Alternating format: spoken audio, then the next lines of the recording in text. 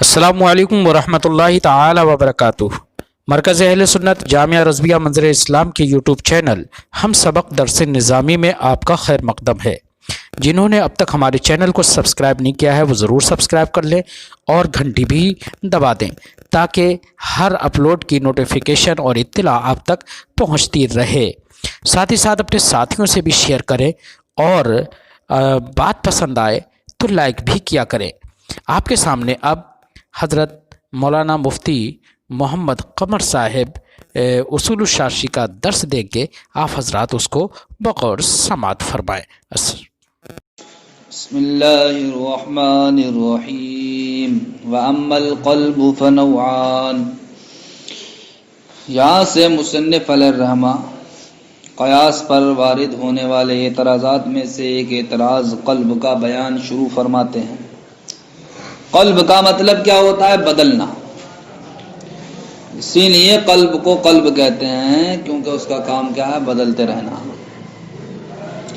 یہاں پر جناب والا قلب کی دو قسمیں مصنف علیہ الرحمٰن نے پیش فرمائی ہیں۔ پہلی قسم یہ ہے کہ مستدل نے جس وصف کو علت بنایا ہے، کس کی؟ کسی حکم کی، تو سائل نے اس علت کو کیا بنا دیا ہو؟ معلول بنا دیا ہو، اور معلول کو کیا بنا دیا ہو؟ علت بنا دیا ہو۔ یعنی کہ علت کو معلول سے بدل دیا اور معلول کو علت سے بدل دیا۔ دوسری قسم یہ ہے کہ جناب والا مستدل نے جس وصف کو علت بنایا ہے کسی معلول کے لیے، تو سائل نے جناب والا اس کو علت بنا دیا ہے اس معلول کی ضد، یعنی دوسرے معلول کے لیے، اس معلول کی ضد دوسرے معلول کے لیے۔ تو پہلی قسم میں تو یہ ہے کہ جناب والا علت کا جو معلول ہے تو سائل نے اس معلول کو کیا کر دیا ہو؟ علت کر دیا ہو، معلول کو علت بنا دیا ہو۔ اور دوسری قسم کا ماحصل یہ ہے کہ مستدل نے جس وصف کو علت بنایا ہے کسی معلول کی، تو سائل نے اس وصف کو علت بنا دیا ہو اس معلول کی ضد کی، اس معلول کی ضد کی۔ وَأَمَّا الْقَلْبُ رَہا قلب فنوعان، تو اس کی دو قسمیں ہیں۔ احدہما، ان میں سے پہلی قسم یہ ہے کہ ان یجعل ما جعلہ المعلل علتا للحکم معلولا لذلك الحکم، کہ وہ چیز جس کو معلل نے حکم کی علت بنایا ہے، وہ چیز جس کو معلل نے حکم کے لیے علت بنایا ہے، تو سائل کیا بنا دے اس کو؟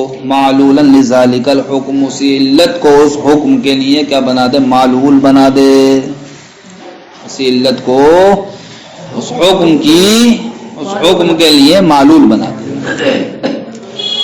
اس کی مثال پیش کرتے ہیں، جیسا کہ مستدل کہتا ہے کہ مال کثیر میں ربا کا جاری ہونا یہ مال قلیل میں ربا کے جاری ہونے کو واجب کرتا ہے۔ مال کثیر میں ربا کا جاری ہونا یہ مال قلیل میں ربا کو واجب کرتا ہے، یعنی کہ جس طریقے سے ہم کثیر مال بیچیں ٹھیک تو اس میں زیادتی بلا عوض یہ ربا ہے، اسی طریقے سے جناب والا قلیل مال بیچیں تو اس میں بھی زیادتی بلا عوض یہ بھی کیا کہلائے گی؟ ربا کہلائے گی۔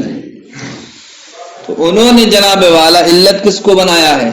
علت اس بات کو بنایا ہے کہ مال کثیر میں ربا کا جاری ہونا، مال کثیر میں ربا کا جاری ہونا اس کو علت بنایا ہے، کائے کی؟ مال قلیل میں ربا کے جاری ہونے کی، مال قلیل میں۔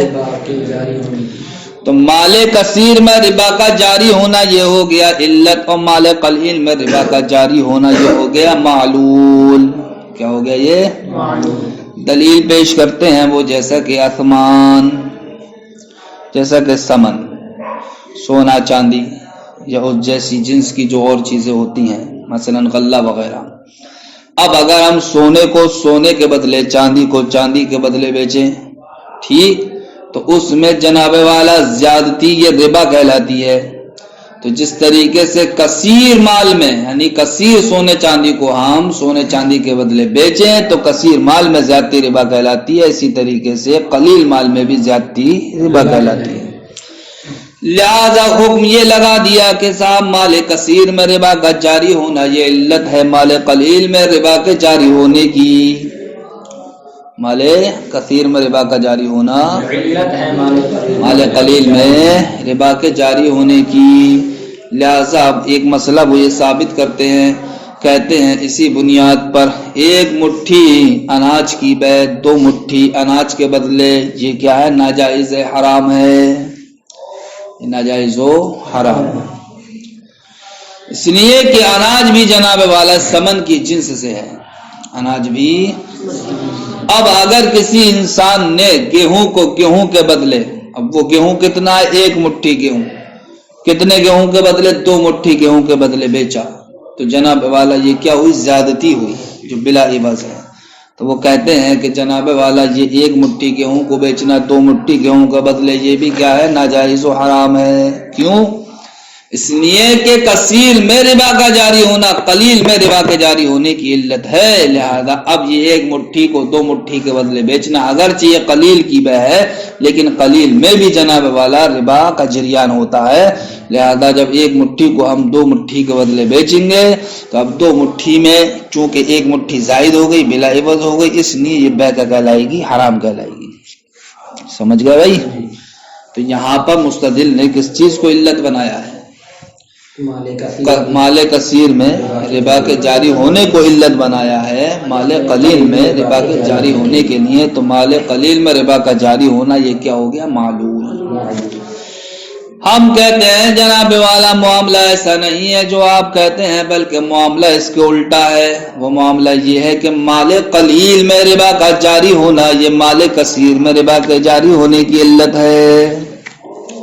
مال قلیل میں ربا کا جاری ہونا، لہذا اب ہم کہتے ہیں اس قاعدے کے پیش نظر 1 مٹھی کو 2 مٹھی گیہوں کے بدلے بیچنا ناجائز و حرام نہیں ہے بلکہ جائز ہے۔ ناجائز و حرام نہیں بلکہ جائز ہے۔ کیسے جائز ہوگا جناب والا؟ جائز اس طریقے سے ہوگا کہ ہم نے علت ربا کی کس کو بنایا ہے؟ مال قلیل میں ربا کا جاری ہونا، مال قلیل میں ربا کا جاری ہونا۔ اب بتاؤ میرے بھائیوں، اناج کو جو ہم 1 مٹھی 2 مٹھی اناج کے بدلے بیچ رہے ہیں تو یہ مال قلیل ہوگا یا نہیں ہوگا؟ نہیں ہوگا، اس لیے کہ اناج میں مال قلیل کی مقدار ہے نصف سا۔ کیا ہے؟ اناج میں مال قلیل کی مقدار کیا ہے؟ نصف سا۔ کیا ہے؟ نصف سا۔ اب اگر کوئی چیز نصف سا کے اندر آتی ہے یا نصف سا ہے اگر کوئی چیز، اب ہم اس چیز کو جناب والا کسی اسی جنس کی دوسری چیز سے بیچیں اور زیادتی کے ساتھ بیچیں تو یہ زیادتی حرام ہوگی۔ لیکن جو چیز اب نصف سا میں آتی بھی نہیں ہے، جو چیز نصف سا میں آتی نہیں ہے، لہذا اب اس میں زیادتی کا جریان یہ موجب حرمت نہیں ہوگا۔ جو چیز نصف سا کے تحت نہیں آئے گی تو اب اس میں زیادتی ربا نہیں کہلائے گی۔ کیوں نہیں کہلائے گی؟ اس لیے نہیں کہلائے گی کہ مال قلیل میں ربا کا جاری ہونا یہ مال کثیر میں ربا کے جاری ہونے کی علت بنتا ہے۔ تو اناج میں مال قلیل کی مقدار ہے کیا؟ وہ ہے نصف سا۔ کیا ہے وہ؟ اور 1 مٹھی کو 2 مٹھی کے بدلے بیچ رہا یہ نصف سا نہیں ہے، اس سے تو بہت کم ہے۔ تو اب ربا کا تحقق تو جناب والا کس میں ہوگا؟ نصف سا سے ہوگا، اوپر کو، نصف سا سے نیچے کو نہیں ہوگا۔ تو ہم یہاں پر جو بیچ رہے ہیں 1 مٹھی کو 2 مٹھی کے بدلے یہ نصف سا کے تحت آتا ہی نہیں ہے۔ جب آتا ہی نہیں ہے تو اس میں زیادتی میں ربا کا تحقق نہیں ہوگا۔ جب زیادتی میں ربا کا تحقق نہیں ہوگا تو 1 مٹھی کو 2 مٹھی کے بدلے بیچنا جائز ہوگا، حرام نہیں ہوگا۔ سمجھ گئے؟ اس لیے کہ ہم کہتے ہیں مقدار قلیل میں ربا کا جاری ہونا، مقدار اب مقدار قلیل اناج میں کیا ہے؟ نصف سا ہے۔ اب نصف سا سے اوپر کو ہم چڑھیں گے، اگر اب ہم نے نصف سا سے لے کر کسی اور اوپر کی ہوئی وزنی چیزوں کو ہم نے زیادتی کے ساتھ بیچا تب ربا کا تحقق ہوگا، تب وہ بے کیا ہوگی؟ حرام ہوگی۔ لیکن نصف سا سے کم ہم نے کسی چیز کو بیچا، زیادتی کے ساتھ بیچا، تو اب وہ زیادتی ربا نہیں کہلائے گی۔ کیوں؟ اس لیے کہ مقدار قلیل میں ربا کا جاری ہونا یہ مقدار کثیر میں ربا کے جاری ہونے کی علت بنتا ہے، اور ایک مٹھی کو 2 مٹھی کے بدلے بیچنا یہ مقدار قلیل نہیں ہے، یہ مقدار قلیل نہیں ہے۔ تو دیکھیے جناب والا مستدل نے جس چیز کو علت بنایا تھا تو سائل نے اسی علت کو کیا بنا دیا؟ معلول، اور معلول کو کیا بنا دیا؟ علت۔ وَمِثَالُهُ فِي الشَّرْعِيَّاتِ، قلب کی پہلی قسم کی مثال احکام شرع میں یہ ہے کہ جریان الربا فی الکثیر، کثیر میں ربا کا جاری ہونا، یوجب جریانہ فی القلیل، یہ مال قلیل میں ربا کے جاری ہونے کو واجب کرتا ہے۔ کل اثمان، جیسا کہ ثمن میں ہوتا ہے کہ ہم چاندی کو چاندی کے بدلے یا سونے کو سونے کے بدلے بیچیں، اب جناب والا تو وہاں پر جس طریقے سے مال کثیر میں زیادتی وہاں پر ربا ہے، اسی طریقے سے مال قلیل میں بھی زیادتی کیا ہے؟ ربا ہے۔ فَيَحْرُمُ بَيْعُ الْحَفْنَةِ مِنَ الطَّعَامِ بِالْحَفْنَتَيْنِ مِنْهُ، لہذا اب جناب والا ایک مٹھی اناج کو 2 مٹھی اناج کے بدلے بیچنا یہ کیا ہوگا؟ حرام ہوگا۔ قلنا، ہم کہتے ہیں لا بل جریان الربا، نہیں بلکہ ربا کا جاری ہونا فی القلیل مال قلیل میں، یوجب جریان ہو فی الکثیر، یہ مال کثیر میں ربا کے جاری ہونے کو واجب کرتا ہے۔ کلاسمان، جیسا کہ سمن، سمجھ گئے؟ یہ بھائی ایک مثال ہو گئی آپ کی مکمل۔ دوسری مثال آتی ہے قلب کی پہلی قسم کی۔ دوسری مثال یہ ہے کہ کسی انسان نے کسی کو قتل کرنے کے بعد حرم میں کیا لے لی؟ پناہ لے لی۔ کیا لے لی صاحب؟ بہت چالاک تھا، اس نے سوچا میں نے فلاں کو قتل کر دیا، میں بھی قتل کر دیا جاؤں گا، اب اس قتل سے کیسے بچوں گا؟ تو اس کے ذہن میں آیت آ گئی وَمَن دَخَلَهُ كَانَ آمِنًا، جو امن میں داخل ہو، جو حرم میں داخل ہو گیا وہ امن میں آ گیا، جو حرم میں داخل ہو گیا اس نے سوچا چلو بھائی حرم میں اب پناہ لے لیں۔ تو کسی انسان نے قتل کرنے کے بعد کیا کر لیا صاحب؟ حرم میں اس نے پناہ لے لی۔ اب سوال یہ ہے کہ اب اس انسان سے قصاص لیا جائے گا یا نہیں؟ قتل کرنے کے بعد حرم میں پناہ لے چکا ہے۔ امام شافعی رحمۃ اللہ تعالی علیہ کے نزدیک اس انسان سے قصاص لیا جائے گا، یعنی کہ قصاص کے طور پر اس کو قتل کر دیا جائے گا حرم میں ہی۔ اور امام اعظم رحمۃ اللہ تعالی علیہ کے نزدیک حرم میں اس انسان کو قصاص کے طور پر قتل نہیں کیا جائے گا، بلکہ اس کو مجبور کیا جائے گا حرم سے نکلنے پر، جیسی حرم سے نکلے گا کھٹاک سینہ اس پہ حملہ ہو جائے گا۔ تو امام شافعی رحمۃ اللہ تعالی علیہ کے نزدیک جو انسان قتل کرنے کے بعد حرم میں پناہ لے لے تو اس انسان سے حرم میں ہی قصاص لیا جائے گا، اور قصاص کے طور پر حرم میں اس کو قتل کر دیا جائے گا۔ امام اعظم رحمۃ اللہ تعالی علیہ کے نزدیک اس انسان کو نکلنے پر مجبور کیا جائے گا کہ وہ حرم سے نکل جائے، جیسے نکل جائے گا پھر اس کو قصاص کے طور پر قتل کر دیا جائے گا۔ اب ان دونوں کی اپنی اپنی الگ علتیں ہیں، الگ رائے ہیں۔ امام شافعی رحمۃ اللہ تعالی علیہ کہتے ہیں، اور ہاں دوسری چیز یہ بھی ذہن میں رکھو، اگر کسی انسان نے کسی کے کسی عضو کو تلف کر دیا، اب اس نے حرم میں پناہ لے لی، تب ایسی صورت میں امام اعظم ہو یا امام شافعی ہو دونوں اس بات پر متفق ہیں کہ اس کے بھی عضو کو تلف کیا جائے گا حرم میں ہی۔ یعنی قتل کرنے کے بعد حرم میں پناہ لے رہا ہے تو یہاں دونوں مختلف ہو گئے۔ امام شافعی کہتے ہیں کہ حرم میں ہی اس کو قصاص کے طور پر قتل کر دو، اور امام اعظم کہتے ہیں نہیں۔ لیکن اگر کوئی انسان کسی کا ہاتھ پیر کاٹ کے کسی عضو کو کاٹ کے اس نے حرم میں پناہ لے لی تو اب دونوں متفق ہو گئے کہ حرم میں ہی اس کے بھی عضو کو کاٹا جائے گا، حرم میں ہی اس کے عضو کو کاٹا جائے گا۔ ٹھیک، ان دونوں مسئلوں کو ذہن میں رکھنے کے بعد اب آپ یہ سنیے، امام شافعی رحمۃ اللہ تعالی علیہ استدلال کرتے ہیں اس بات سے کہ اتلاف نفس کی حرمت یہ اتلاف طرف کی حرمت کو واجب کرتا ہے۔ اتلاف نفس کی حرمت یعنی کہ جناب والا حرم میں جس طریقے سے کسی کی جان کو تلف کرنا یہ حرام ہے، کسی کی جان کو تلف کرنا حرام ہے. یہ کیا ہوا؟ اتلاف نفس کی حرمت. کسی کی جان کو تلف کرنا کیا ہے؟ حرام ہے. تو فرماتے ہیں اسی طریقے سے اس کے کسی عضو کو تلف کرنا یہ بھی حرام ہوگا. اس طریقے سے کسی کی جان کو تلف کرنا یہ حرام ہے. اسی طریقے سے امام شافعی فرماتے ہیں کہ کسی کے عضو کو تلف کرنا حرام حکام ہے. حرم میں یہ بھی کیا ہوگا؟ حرام ہوگا. تو اسی کو انہوں نے اپنے الفاظ میں یوں پیش کیا کہ اتلاف نفس کی حرمت ہی کس کو واجب کرتی ہے؟ اتلاف طرف کی حرمت کو واجب کرتی ہے. جس طریقے سے جناب والا شکار،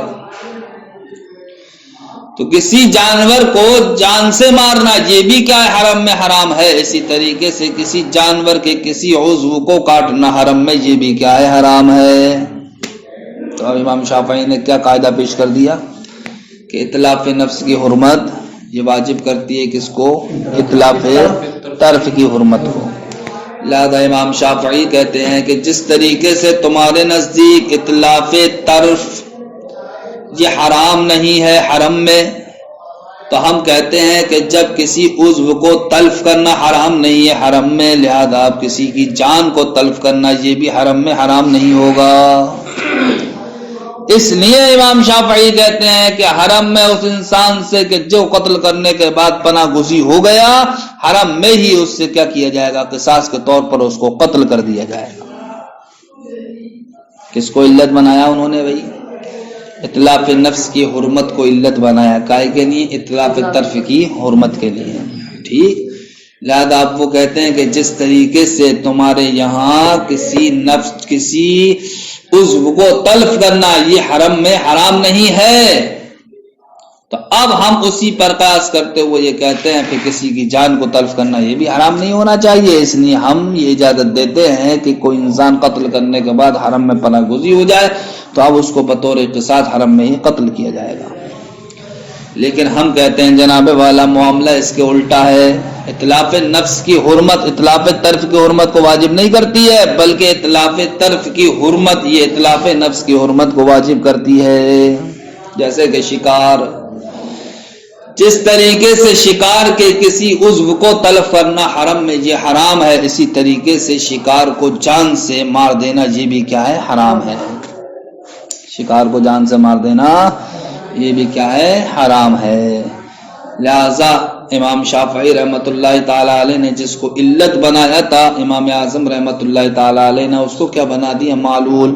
اور جس کو امام شافعی نے معلول بنایا تھا اس کو امام اعظم رحمت اللہ تعالی علیہ نے کیا بنا دیا؟ علت بنا دیا. اب امام اعظم رحمت اللہ تعالی علیہ کے تعلق سے اس بات سے آپ ابھی آگاہ نہیں ہو پائے کہ آخر کیا حکم ہوگا کہ جو حرم میں پناہ گزی ہو گیا کسی کے عضو کو تلف کرنے کے بعد، تو اس کے عضو کو تلف کرنا حرم میں جائز ہے. ٹھیک. اس پر دلیل کیا ہے آپ کی؟ یہاں تک تو آپ صحیح ہے کہ صاحب حرم میں اس کو بطور قصاص قتل نہیں کیا جائے گا. ٹھیک. لیکن اس پر دلیل کیا آپ کے پاس کہ حرم میں کوئی انسان کسی کے عضو کو تلف کرنے کے بعد داخل ہو گیا تو اب حرم میں ہی اس کے بھی عضو کو تلف کیا جائے گا؟ اس پر دلیل کیا ہے؟ تو فرماتے ہیں ومن دخلہ کان آمنا. یہ جو آیت کریمہ ہے یہ آیت کریمہ عضو کو تلف کرنے کے تعلق سے نہیں ہے بلکہ جان کو تلف کرنے کے تعلق سے ہے. لہذا عضو کو تلف کرنا جب آیت کریمہ میں داخل ہی نہیں ہے تو اب اگر ہم عضو کے تلف کرنے کی بنیاد پر سمجھئے بطور قصاص کسی کے عضو کو تلف کرنے کا حکم دے رہے ہیں تو یہ آیت کریمہ کے خلاف عمل نہیں ہے. سمجھ گئے؟ اس مثال سے آپ کو بس یہ ذہن نشین رکھنا ہے کہ امام شافعی نے جس کو علت بنایا امام اعظم نے اس کو معلول بنا دیا، اور جس کو امام شافعی نے معلول بنایا اس کو امام اعظم نے علت بنا دیا.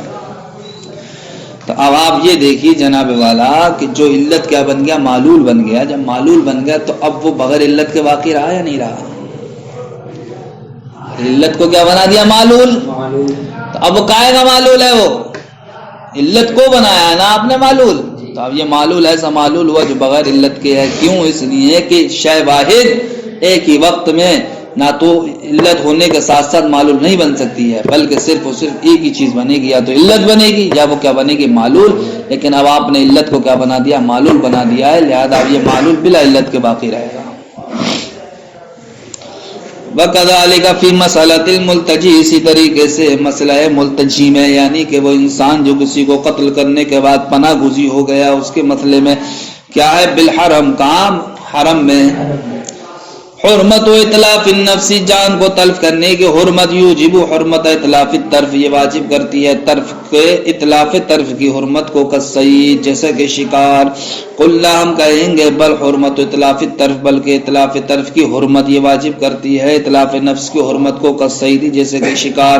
فَإِذَا جُعِلَتْ عِلَّتُهُ مَعْلُولَةً لِذَلِكَ الْحُكْمِ، تو جب جناب والا اس کی علت کو اس حکم کے لیے معلول بنا دیا گیا، لا تبقى علة له، تو اب اس حکم کے لیے کوئی علت باقی نہیں رہی، لاستحالة ان يكون الشيء الواحد علة للشيء ومعلولا له، اس بات کے محال ہونے کی وجہ سے کہ شے واحد کسی شے کے لیے علت بھی ہو اور اسی شے کے لیے معلول بھی ہو، یہ بات کیا ہے؟ محال ہے۔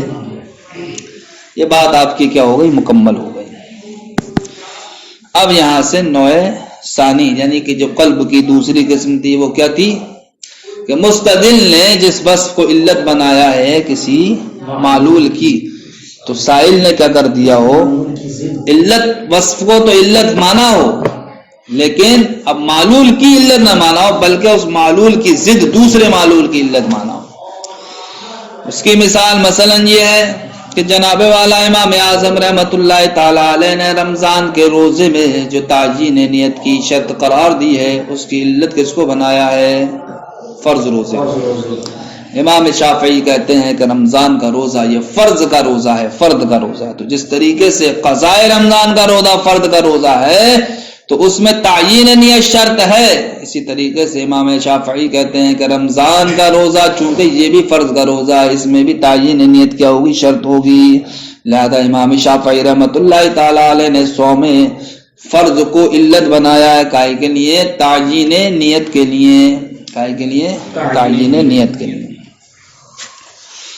ہم کہتے ہیں جناب والا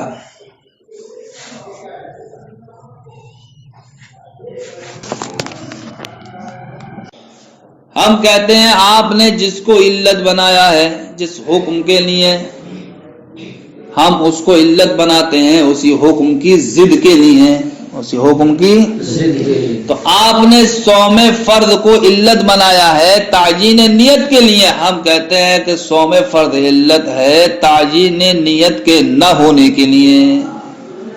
ارے تعیین نیت کا ہونا سمجھ گئے، اس کی ضد کیا بنے گی؟ تعیین نیت کا نہ ہونا۔ اب ہم کس در پہ ہیں؟ اس در پہ ہیں کہ اب ہم امام شافعی نے جس کو علت بنایا تعیین نیت کے لیے، ہم اس کو علت بنا دیں عدم تعیین نیت کے لیے۔ کیسے بنائیں گے صاحب؟ اتنی بنائیں گے، ہم کہیں گے کہ رمضان کا روزہ جناب والا یہ کیا ہے؟ فرض کا روزہ ہے۔ کیا ہے یہ؟ فرض کا روزہ ہے، جس طریقے سے قضاء رمضان، قضاء رمضان بھی کیا ہے؟ فرض کا روزہ ہے۔ تو اب قضاء رمضان میں جناب والا تعیین نیت شرط نہیں ہے، کب؟ جب کہ اس کے لیے کوئی دن متعین کر دیا گیا ہو۔ ہم نے یہ طے کر لیا کہ صاحب جمعے کے دن قضاء رمضان کا روزہ رکھنا ہے، جمعے کے دن قضاء رمضان کا روزہ رکھنا ہے، تو آنے والا جمعہ کو ہم نے قضاء رمضان کے لیے متعین کر دیا یا نہیں کر دیا؟ تو اب یہ جو دن ہم نے متعین کیا ہے وہ کس کے لیے؟ قضاء رمضان کے لیے متعین کیا ہے۔ تو اب بتاؤ جمعے کے دن ہم نے بغیر نیت کے اگر روزہ رکھ لیا تو یہ قضاء رمضان کا روزہ ادا ہوگا یا کسی اور کا؟ قضاء رمضان کا ادا ہو رہا ہے۔ کیوں ادا ہو رہا ہے؟ اس لیے ہو رہا ہے کہ ہم نے قضاء رمضان کے لیے جب دن متعین کر لیا تو متعین ہونے کی وجہ سے اب وہ قضاء رمضان بغیر نیت کے ہی ادا ہو جائے گا۔ تو جس طریقے سے قضاء رمضان متعین ہونے کے بعد بغیر نیت کے ادا ہو رہا ہے، اسی طریقے سے میرے بھائیوں رمضان کا روزہ وہ بھی تو متعین ہے، جب وہ متعین ہے تو اس میں بھی تعیین شرط نہیں ہوگی، بغیر تعیین نیت کے ادا ہو جائے گا۔ صاحب امام اعظم رحمت اللہ تعالی علیہ نے صوم فرض کو علت بنا دیا، کائے کی؟ عدم تعیین نیت کی۔ اس کی تو امام شافعی نے جس حکم کے لیے صوم فرض کو علت بنایا، امام اعظم رحمت اللہ تعالی علیہ نے اسی حکم کی ضد کے لیے صوم فرض کو کیا بنا دیا؟ علت بنا دیا۔ یہی کیا ہے؟ قلب کی دوسری قسم ہے۔ والنوع الثانی من القلب، قلب کی دوسری قسم ان یجعل السائل کے سائل بنا دے ما جعلہ المعلل علتا لما ادعاہ من الحکم علتا لضد ذلك الحکم، اس کو کہ جس کو معلل نے علت بنایا ہے اس کی کہ جس کا حکم ہونے کا دعویٰ کیا ہے، یعنی معلل نے جس چیز کو علت بنایا ہے کسی حکم کی تو سائل اسی علت کو کیا بنا دے، علت بنائے لضد ذلك الحکم، اس حکم کی ضد کے لیے۔ ان یجعل السائل علتا، یہ ہے عبارت کہ سائل بنا دے علت کس کو، ما جعلہ المعلل علتا لما ادعاہ من الحکم، اس کو کہ جس کو معلل نے علت بنایا ہے اس کی کہ جس کے حکم ہونے کا اس نے دعویٰ کیا ہے، یعنی جس حکم کی علت سائل نے جس کو بنایا ہے تو اسی علت کو وہ اسی وصف کو وہ علت بنائے کس کے لیے، اس حکم کی ضد کے لیے، اس حکم کی ضد کے لیے۔ فیصیر حجتا للسائل، تو اب جناب والا یہ حجت ہو جائے گا سائل کے لیے، بعد اس کے کہ وہ حجت تھا پہلے معلل کے لیے، کس کے لیے، ارے پہلے معلل کے لیے تھا، اب جناب والا اس حکم کی ضد کے لیے علت ہو گیا تو اب سائل کے نزدیک یہ حجت ہو۔ اس کی مثال صوم رمضان، صوم فرض رمضان کا روزہ یہ فرض کا روزہ ہے، فیشترط التعیین له، تو اب اس کے لیے تعیین کی شرط قرار دی جائے گی، کالقضاء جیسے کہ قضاء رمضان۔